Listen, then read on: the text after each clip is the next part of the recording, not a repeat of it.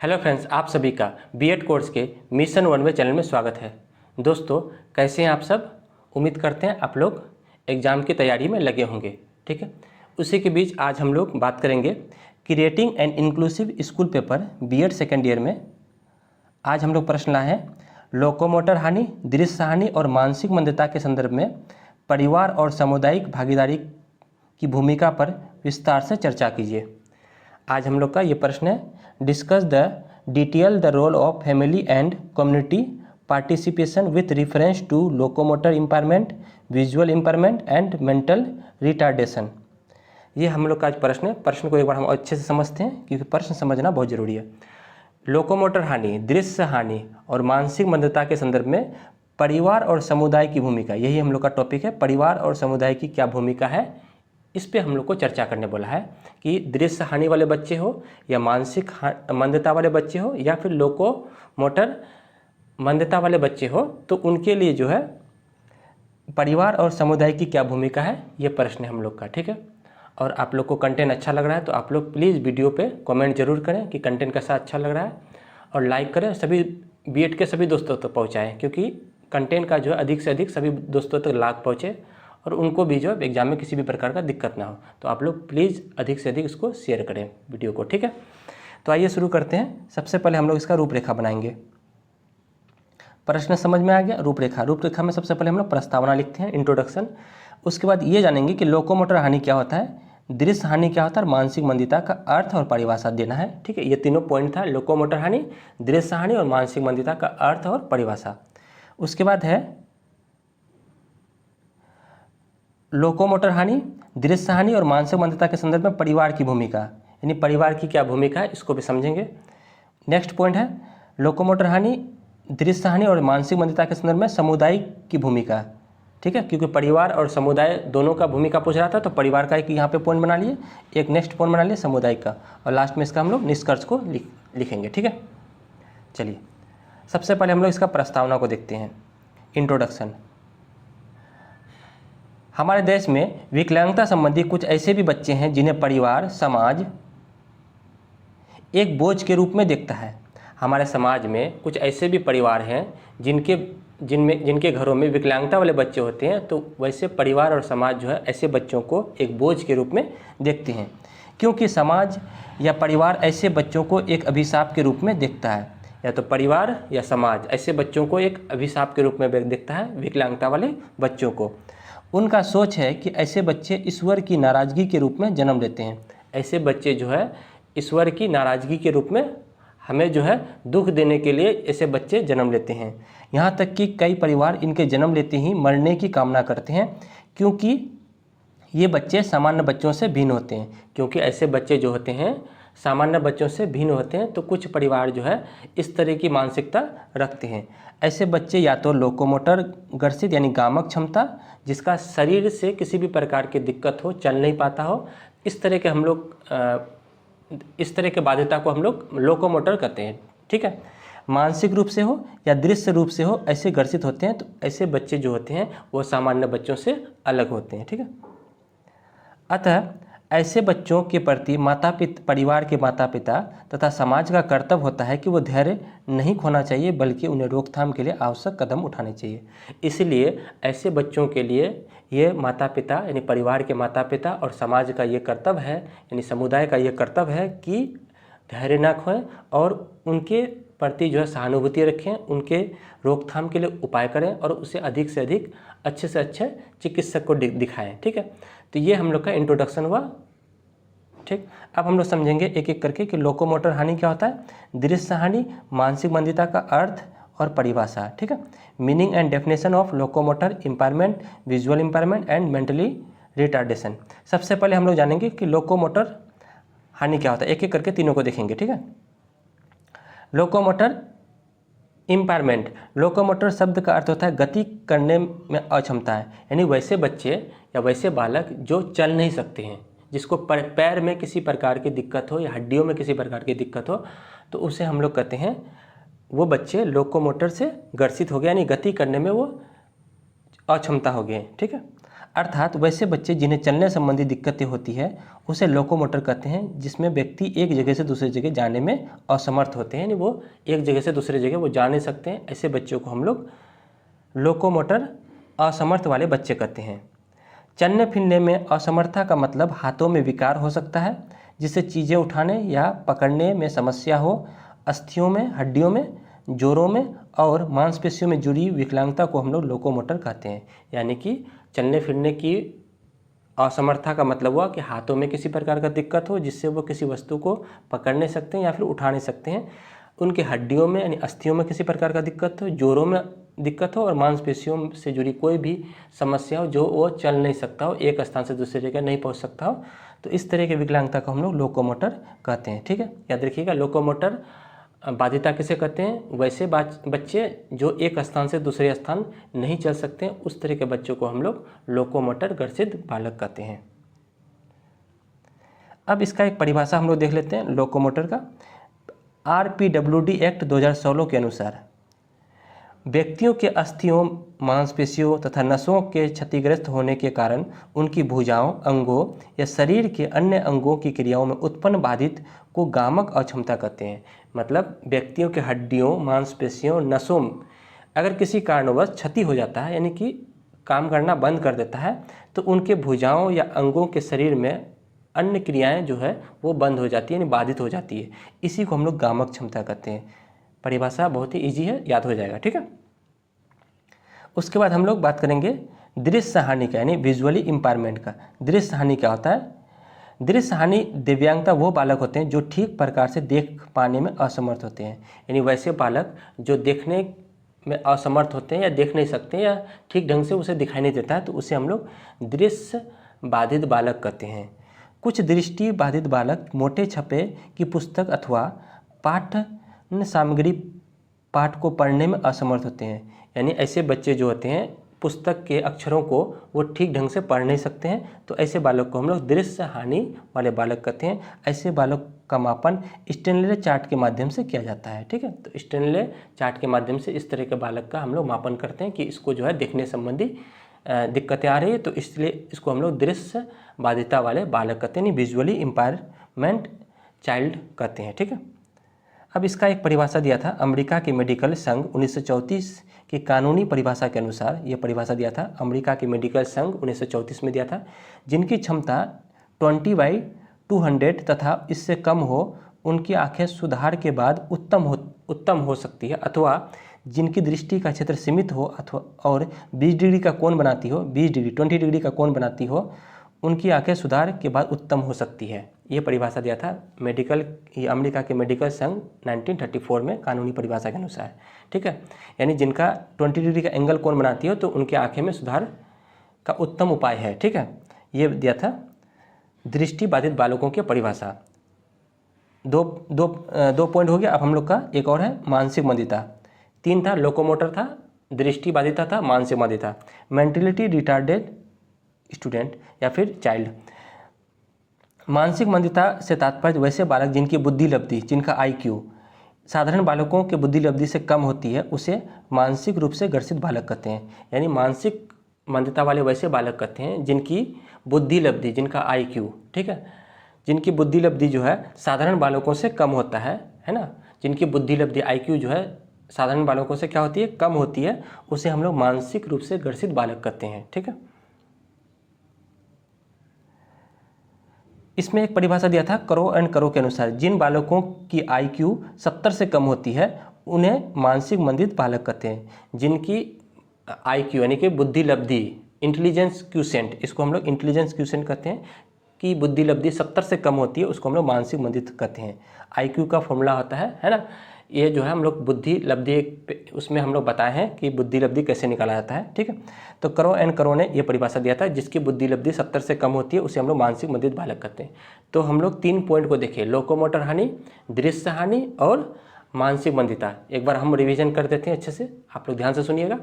Locomotor हानि वैसे बालक को कहते हैं जिसमें चलने फिरने की क्षमता असमर्थ होती है, वो एक स्थान से दूसरे स्थान नहीं जा सकते हैं, उस तरह के बालक को हम लोग लोकोमंदिता वाले बालक कहते हैं। ठीक है, यानी गति गामक के असमर्थ बालक कहते हैं हिंदी में। ठीक है, उसका दृष्टि बाधिता बालक, वैसे बालक जिसकी देखने की क्षमता कम होती है, उस तरह के बालक को हम लोग दृष्टि बाधिता बालक कहते हैं। मानसिक मंदित बालक वैसे बालक जिसकी बुद्धि लब्धि सामान्य बालकों के बुद्धि लब्धि से कम होती है, उसे हम लोग मानसिक मंदिता वाले बालक कहते हैं। तीनों हो गया, ठीक है। चलिए अब हम लोग बात करते हैं लोकोमोटर हानि, दृश्य हानि और मानसिक मंदिता के संदर्भ में परिवार की भूमिका। ये हम लोग का पॉइंट था, परिवार की भूमिका। The role of family in locomotor impairment, visually impairment and mentality impairment. लोकोमोटर हानि, दृश्य हानि और मानसिक मंदिता के संदर्भ में परिवार की भूमिका निम्नलिखित है। परिवार की इसमें क्या भूमिका है, ठीक है, इसको समझते हैं।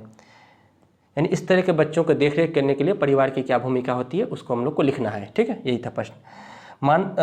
अनुभवी माता पिता तथा परिवार के अन्य बुजुर्ग महिलाओं को बच्चों के विकास संबंधी काफ़ी ज्ञान होता है।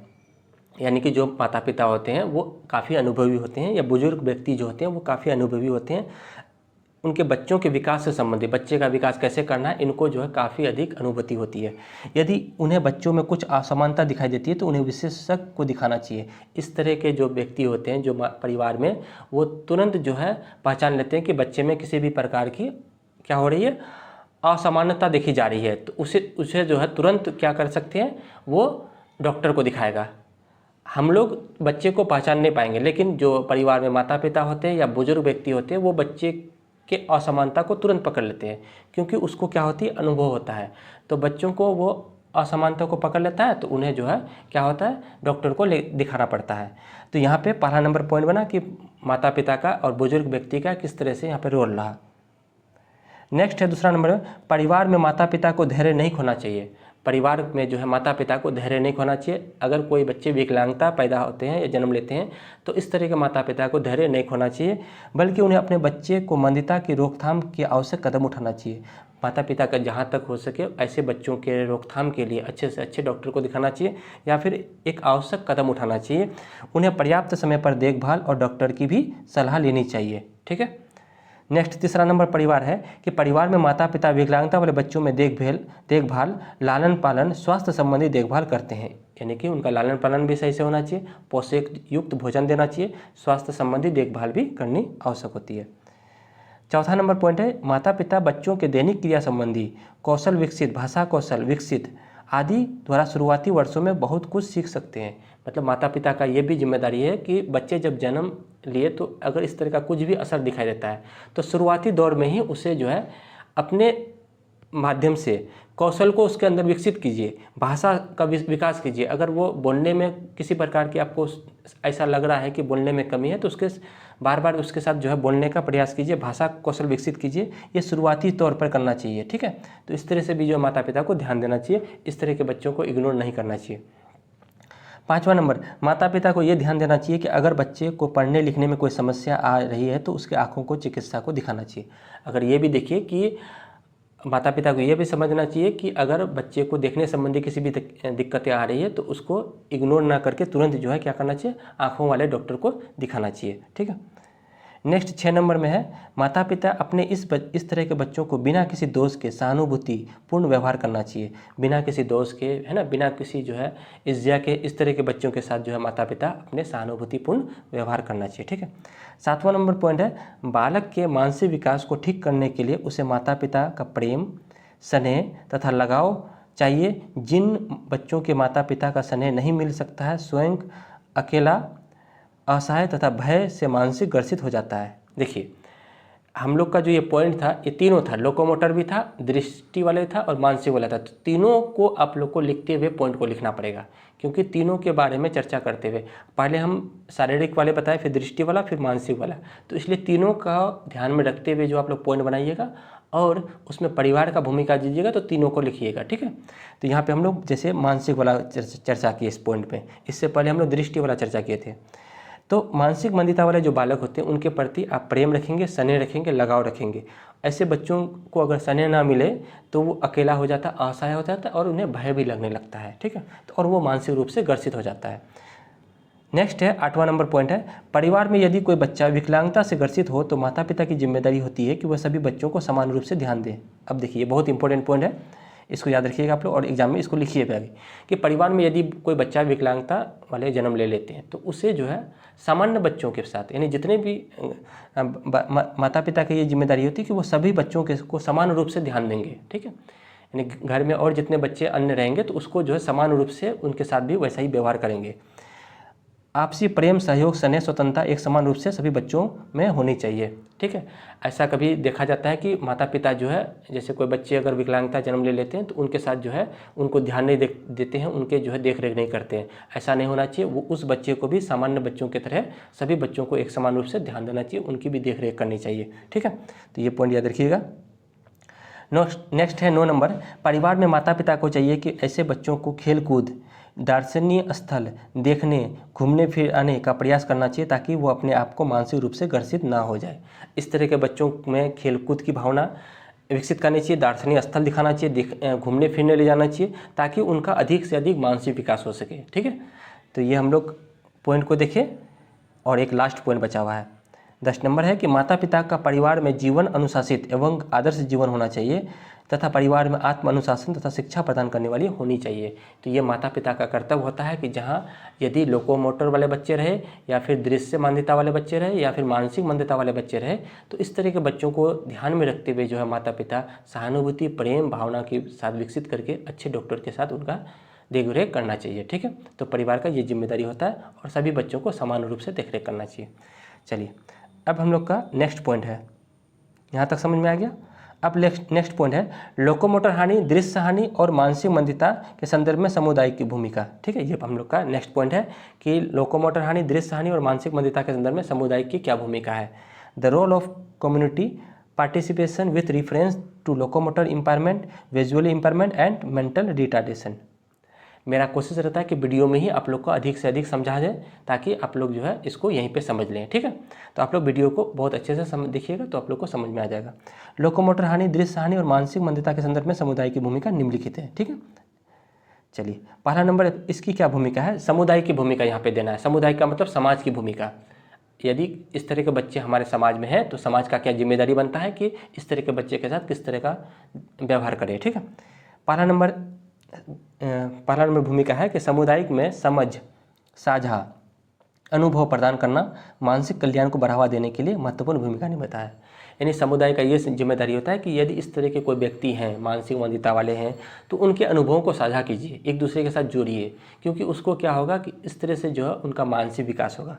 तो समुदाय का ये जिम्मेदारी है कि इस तरह के बच्चों के साथ या इस तरह के व्यक्तियों के साथ अपना समझ साझा करने का अनुभव प्रदान कीजिए ताकि वो महत्वपूर्ण बढ़ावा देगा उनको। ठीक है, दूसरा नंबर में है विकलांगता वाले बच्चे जैसे लोकोमोटर बाधिता, दृश्य बाधिता या मानसिक बाधिता में यदि समुदाय अच्छा है तो समाज में ऐसे बच्चों समुदाय के साथ समायोजित हो जाता है। यदि इस तरह के बच्चे आपके समाज में हैं तो समाज का ये जिम्मेदारी होता है कि इस तरह के बच्चों के साथ समायोजित हो जाए, तो ये बच्चे आपके समाज के साथ समायोजित हो जाएंगे। ठीक है, तो ये आप लोग का बहुत इंपॉर्टेंट पॉइंट है कि समाज में ऐसे बच्चों को समुदाय के साथ समायोजित करना चाहिए ताकि वो समुदाय के साथ ढल जाए। नेक्स्ट तीसरा नंबर पॉइंट है समुदाय के अंदर विशिष्ट बालकों का रहन सहन तथा विकास होता है। यानी समुदाय के अंदर में जो है जो विशिष्ट बालक होते हैं, विशिष्ट बालक का मतलब दिव्यांग बालक, विशिष्ट बालकों का रहन सहन तथा विकास होता है। अच्छी आदतों का निर्माण भी समुदाय के अंतर्गत होता है। यानी इस तरह के बालकों का जो विकास होता है, इनका रहन सहन का विकास जो होता है वो कहाँ होता है, समुदाय में ही होता है। तो अच्छी समुदाय में अच्छी आदतों का निर्माण करना चाहिए इनका। ठीक है, नेक्स्ट चौथा भूमिका है कि समुदाय में खेल का मैदान हो। समुदाय में क्या होना चाहिए, खेल का मैदान हो। विशिष्ट आवश्यकता वाले बालक का सर्वांगीण विकास हो सके और शारीरिक विकास हो सके। इस तरह के बालकों का शारीरिक विकास हो सके, सर्वांगीण विकास हो सके, क्योंकि यदि सामुदायिक में खेल का मैदान हो तो। नेक्स्ट 5वां नंबर पॉइंट है अगर कोई व्यक्ति मानसिक मंदित है तो वह समुदाय में अपनी बात को रखकर खास निर्णय तथा समस्या का समाधान में मदद मिलती है। यदि कोई व्यक्ति मानसिक रूप से मंदित है तो वह समाज में अपनी बात को रखेगा और उसका किसी खास निर्णय पर पहुंचाया जाएगा और उनमें जो है उनके समस्या का समाधान कर सकते हैं। वो विभिन्न प्रकार के व्यक्ति से मिलते हैं, यदि वो विभिन्न प्रकार से व्यक्ति से मिलेंगे तो उनके समस्या का समाधान कर सकता है। ठीक है, नेक्स्ट 6 नंबर जिम्मेदारी है या 6 नंबर भूमिका है समुदाय का कि समुदाय में जगह जगह पुस्तकालय की व्यवस्था करता है जिसमें बालक का ज्ञान में वृद्धि होता है। प्रतियोगिता संगोष्ठियाँ की व्यवस्था होनी चाहिए। समुदाय का ये भी जिम्मेदारी है कि वो जगह जगह पे पुस्तकालय उपलब्ध कराएं। बालक जहाँ बच्चे पढ़ के जो है उनमें ज्ञान की वृद्धि होगा। प्रतियोगिता होना चाहिए। ठीक है, संगोष्ठियाँ होनी चाहिए जहाँ इस तरह की व्यवस्था होने से इस तरह के बच्चे जो है अपने आप को पिछड़े नहीं समझेंगे, वो भी सामान्य बालकों की तरह अपना जीवन व्यतीत करेंगे। ठीक है, चलिए नेक्स्ट पॉइंट है 7वां नंबर है कि दृष्टिबाधित बच्चों में सामाजिक अंतःक्रिया के द्वारा कौशल सीखने में कठिनाई होती है। यानी इस तरह के बच्चों में कौशल सीखने के, स्किल सीखने में कठिनाई होता है। ठीक है, क्योंकि ये ग्रसित होते हैं। इस तरह के बच्चे में समुदाय के अन्य बच्चों के साथ रहकर भी वह अनुभव दृश्य के द्वारा सीख सकते हैं। देखिए, आप ये चीज़ समझिए कि कोई बच्चे दृष्टिबाधित बालक है, ये पॉइंट बहुत इंपॉर्टेंट है, इसको ध्यान से रखिएगा। ठीक है, कोई बच्चे दृष्टिबाधित बालक है, यदि उस बच्चे दृष्टिबाधित बालक यानी जो देख नहीं सकता है, तो यदि उस बच्चे को सामान्य बच्चों के साथ अगर हम उसके साथ रह के अगर हम कुछ दिन तक रखें, तो वो बच्चे भी उस तरह का अनुभूति करना सीख जाएगा जो एक सामान्य बच्चे करते हैं। तो यहाँ पे यही पॉइंट था कि जो ग्रसित बालक होते हैं उसमें कौशल विकसित करना कठिनाई है। यदि हम उस बच्चे को किसी समुदाय के अन्य बच्चे के साथ रखते हैं, तो वो भी उस तरह का सोचेगा, उस तरह का दृश्य का अनुभव करेगा जो एक सामान्य बच्चे, जो देखने वाले बच्चे सोचते हैं, समझते हैं। ठीक है, ये कहने का मतलब था यहाँ पे। नेक्स्ट 8वां नंबर है, समुदाय का यह कर्तव्य है कि समाज में विकलांगता वाले ऐसे बच्चों को समावेशी शिक्षा के बारे में जानकारी देकर उन्हें अधिक से अधिक लाभ पहुंचाना चाहिए। यानी कि समुदाय में यदि कोई बच्चे इस तरह के विकलांगता वाले हैं, तो उन्हें जो है उनके लाभ की जानकारी देना चाहिए कि आप समावेशी शिक्षा से जुड़िए, वहाँ पे आपको सामान्य बच्चों के साथ रहकर शिक्षा दी जाएगी, ताकि आपको किसी भी प्रकार का दिक्कत नहीं होगा, जिससे वो अन्य बच्चों के साथ रहकर शिक्षा ग्रहण कर सकता है। तो उन्हें समावेशी शिक्षा के बारे में बताइए, ये समुदाय का भी कर्तव्य है। तो समुदाय का ये कर्तव्य है। तो हम लोग लगभग 8 पॉइंट के देखे। परिवार का क्या कर्तव्य था, लगभग 10 पॉइंट को देखे थे। तो आप लोग इस पॉइंट को लिखना है एग्जाम में। ठीक है, लास्ट में हम लोग इसका निष्कर्ष को देखते हैं। निष्कर्ष तो लिखना जरूरी है, निष्कर्ष। ठीक है, कंक्लूजन। अतः उपयुक्त बातों से स्पष्ट होता है कि माता पिता तथा समुदाय ऐसे बच्चों को एक अभिशाप के रूप में नहीं दिखना चाहिए, ना ही किसी तरह की बुराई करनी चाहिए, बल्कि ऐसे बच्चों को उनके अधिकार, उनकी क्षमता के बारे में जानकारी देकर समावेशी शिक्षा से जोड़ना चाहिए। जो उनका अधिकार है, जो उनका हक है, उसे जो है उस बच्चों तक पहुंचाना चाहिए, उसे समावेशी शिक्षा से जोड़ना चाहिए। तो हम लोग उम्मीद करते हैं आप लोग को जो ये टॉपिक था कि लोकोमोटर, दृश्य माध्यता और मानसिक माध्यता के वाले बच्चों के संदर्भ में परिवार और समुदाय की क्या भूमिका है, ये समझ में आ गया। ठीक है दोस्तों, वीडियो अच्छा लग रहा है तो वीडियो पर लाइक, कमेंट और सभी दोस्तों तो शेयर जरूर करें। फिर हम लोग नए वीडियो में नए टॉपिक के साथ मिलते हैं। तब तक के लिए धन्यवाद।